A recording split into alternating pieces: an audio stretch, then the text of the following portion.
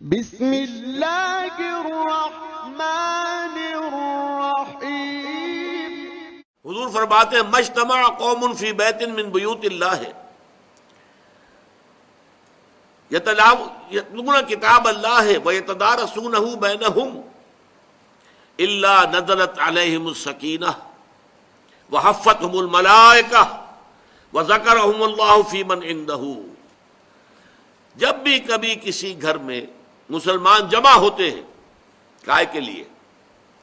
یتلون کتاب اللہ ویتدارسونہ بینہم، اللہ کی کتاب کو پڑھنے کے لیے اور آپس میں سمجھنے سمجھانے کے لیے۔ یتدارسون، مجتمع قوم فی بیت من بیوت اللہ، نہیں جمع ہوتے کچھ لوگ اللہ کے گھروں میں سے کسی گھر میں۔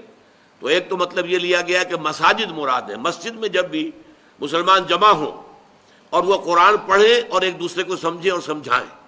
لیکن ایک رائے یہ بھی ہے کہ جس گھر میں بھی یہ کام ہو، اس حدیث میں جو خبر دی گئی ہے وہ ان سب کے لیے، محدثین نے اس کی شرح کی ہے۔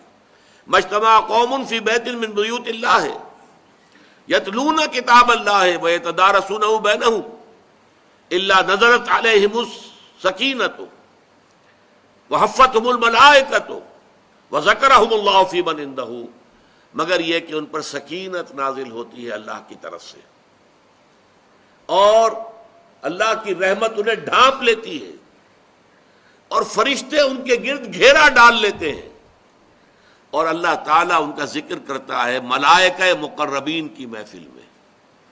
دیکھو میرے بندے جنہوں نے مجھے دیکھا نہیں ہے، مجھ پر غیب میں ایمان رکھتے ہیں، اور میری کتاب سے یہ محبت اور عشق ہے کہ اس وقت وہ فلاں جگہ پر جمع ہو کر، صرف اس لیے، کوئی اور غرض نہیں۔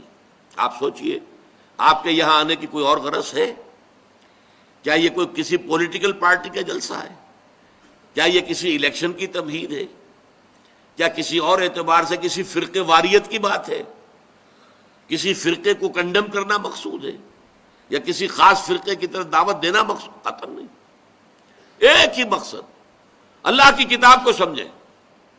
تو جو لوگ بھی اس کے لیے یتلون کتاب اللہ ویتدارسونہ بینہم، اس مقصد کے لیے جمع ہوتے ہیں، ان پر اللہ تعالیٰ کی رحمت جو ہے انہیں ڈھانپ لیتی ہے، سکینت ان پر نازل ہوتی ہے، فرشتے ان کے گرد گھیرا ڈالتے ہیں، اور اللہ تعالیٰ ذکر کرتا ہے ملائکہ مقربین کی محفل میں کہ دیکھو میرے بندے، میری کتاب کا مطالعہ کرنے کے لیے میرے فلاں مقام پر